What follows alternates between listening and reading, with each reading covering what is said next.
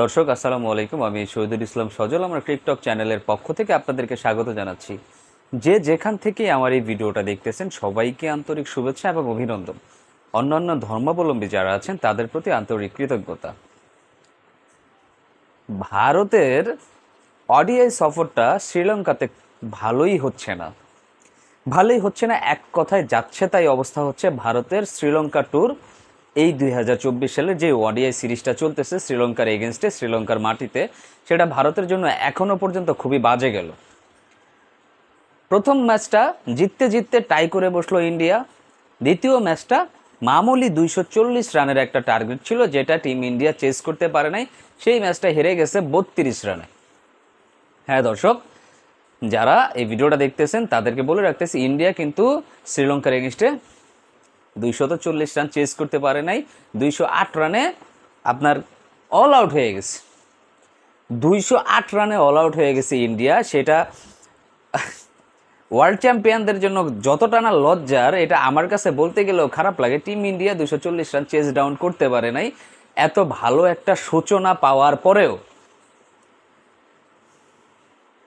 রোহিত শর্মা, শুভমান গিল প্রথম ম্যাচে 75-এর একটা পার্টনারশিপ তারা গড়েছিলেন। আজকের ম্যাচটাতেও সেম, আজকের ম্যাচটাতেও তারা কিন্তু আপনার 90+ একটা পার্টনারশিপ কিন্তু তারা দিয়েছেন। ইন্ডিয়াকে জয়ের ভিড়টা গড়ে দিয়েছেন। বাকি সবাই মিলে যে আপনার 150 রান করতে পারবে না, সেটা হয়তো বা রোহিত শর্মা কিংবা শুভমান গিলেরা জানতেন না। জানলে হয়তো বা আরও পুরাটা ম্যাচ তারা ব্যাটিং করার একটা চেষ্টা চালাতেন। কোথায় সমস্যা হলো, কোথায় কি ঝামেলা হলো, কোথায় কি গন্ডগোল হলো, সেই কথা বলার আগে বলতেছি, ইন্ডিয়ার একটা ফোবিয়া আছে, ইন্ডিয়ান ক্রিকেট টিমের একটা ফোবিয়া আছে। সেটা হচ্ছে নতুন কোনো বোলার, যে কোনো টিম থেকে আসুক না কেন, যে কোনো টিমের এগেনস্টে যখন খেলতে যায়, নতুন কোনো বোলারের এগেনস্টে টিম ইন্ডিয়া কোনো সময় কমফোর্টেবল না। এখনো পর্যন্ত শ্রীলঙ্কার এই গতকালকের ম্যাচটাতে, মানে আজকের ম্যাচটাতে, জেফ্রি ভ্যান্ডারসে 6 উইকেট নিয়েছেন। একাই ইন্ডিয়ান টিমকে ধসায় দিয়েছেন, একাই ইন্ডিয়ান টিমকে ভূপাতিত করে দিয়েছেন এই জেফ্রি ভ্যান্ডারসে। এর আগে শ্রীলঙ্কান আরও কয়েকজন এই কীর্তি গড়ছেন টিম ইন্ডিয়ার এগেনস্টে। তারা কারা কারা জানেন? তারা হচ্ছেন লিজেন্ড মুথিয়া মুরালীধরন, আজান্তা মেন্ডিস, অ্যাঞ্জেলো ম্যাথিউস, আপনার আরেকজন হচ্ছেন ধনঞ্জয়া।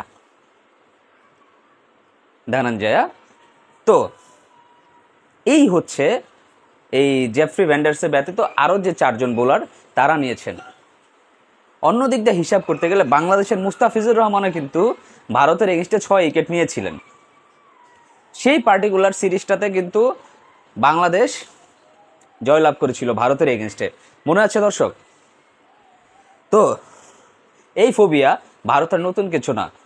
এরকম নতুন বোলার আসলেই ওই এক বোলারই ভারতকে উপঘাত করে দিতে পারে। এটা নতুন কিছুই না ভারতের জন্য।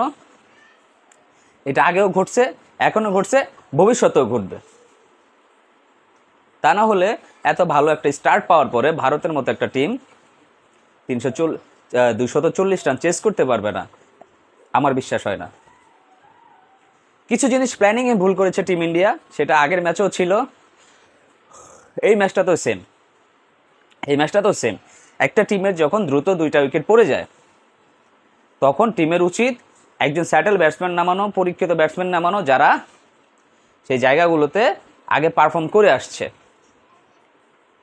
গতকালকের ম্যাচটা তো যেটা করছে গৌতম গম্ভীরের ইন্ডিয়া, সেটা হচ্ছে আপনার শ্রেয়াস আইয়ার, কেএল রাহুলের আগেই শিবম দুবেকে নামায় নিয়ে আসছে।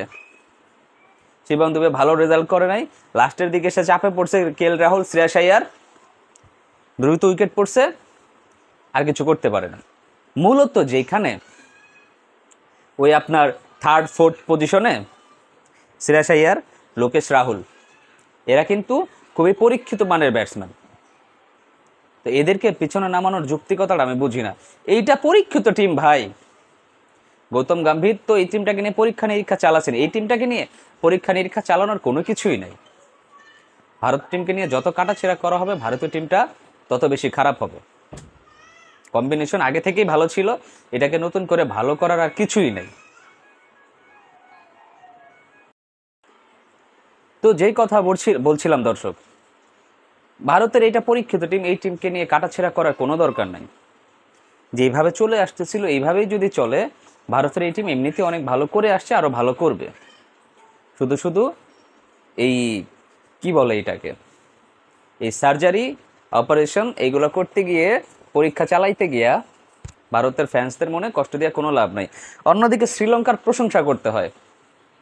শ্রীলঙ্কা খুবই ভালো খেলে ম্যাচটা জিতেছে, একটা পর্যায়ের জন্য তারা এই ম্যাচটাকে ছেড়ে দেয় নাই, তারা শেষ পর্যন্ত এফোর্ট দিছে, যে কারণেই তারা যোগ্য দাবিদার হিসেবে এই ম্যাচটা জিততে পারছে।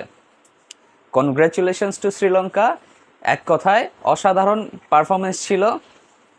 যখন ব্যাটিং করতেছিল 240 রান মামুলি একটা স্কোর করার পরে কেউ চিন্তা করি নাই এই স্কোরটা ডিফেন্ডেবল হবে, কিন্তু স্লোলি যখন ট্র্যাকটা স্লো হচ্ছিল তখনই ঝামেলাটা লাগে।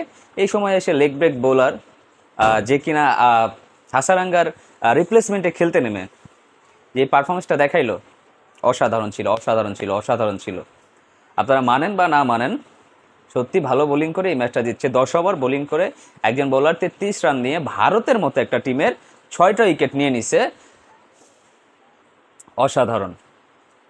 তো hats off to team Sri Lanka, যেহেতু তারা এই সিরিজটা এখনও পর্যন্ত নিজেরা আগায় আছে। ভারতের যে পারফরমেন্স, সিরিজটা হেরেই যাবে কিনা সেটা নিয়েই এখন ভারতের চিন্তার বিষয়। দর্শক, আপনারা যারা আমার এই ভিডিওটা দেখতেছেন অবশ্যই কমেন্টস করে জানাবেন যে ভারতের কোন জায়গায় ল্যাকিংস আছে, এই সিরিজটা কেন হারলো ভারত, পরীক্ষা নিরীক্ষাটাকে বেশি চালানো হয়েছে কিনা, এটা একটু কমেন্টস করে আমাকে জানাবেন। সবাই ভালো থাকবেন, সুস্থ থাকবেন। আসসালামু আলাইকুম।